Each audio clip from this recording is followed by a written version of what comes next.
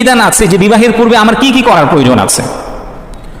সম্ভবত 1 মাস পূর্বে দৈনিক একটি পত্রিকায় দেখলাম বাংলাদেশের একজন ক্রিকেটার, নতুন একজন ক্রিকেটার রিশাদ হোসাইন, তিনি বিবাহ করেছেন, মোহরানা নির্ধারণ করেছেন, দেনমোহর নির্ধারণ করেছেন 101 টাকা। মোহরানা নির্ধারণ করেছেন কত টাকা? 101 টাকা, যেটা আমাদের উপমহাদেশে একটা ট্রেন্ডে পরিণত হয়েছে। অনেকেই 10 লাখ টাকা 20 লাখ টাকা মোহরানা নির্ধারণ করেন, দেনমোহর নির্ধারণ করেন। অনেকেই ওভার কনফিডেন্সের কারণে তারা মোহর নির্ধারণই করতে চান না, তারা একটা সামাজিকভাবে ট্রেন্ডের মধ্যে নিজেদের জীবনকে ছড়িয়ে দেওয়ার জন্য 101 টাকা মোহরানা নির্ধারণ করেন। আমাদের মধ্যে অনেকে এমন আছে না?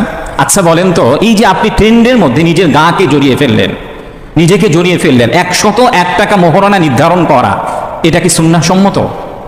এমন কি হাদিসের মধ্যে উল্লেখ আছে? অথচ নবীজি সাল্লাল্লাহু আলাইহি ওয়াসাল্লাম দেনমোহরের ক্ষেত্রে স্পষ্টভাবে উল্লেখ করেছেন, লা মাহরা লিআকাল্লিন মিন 10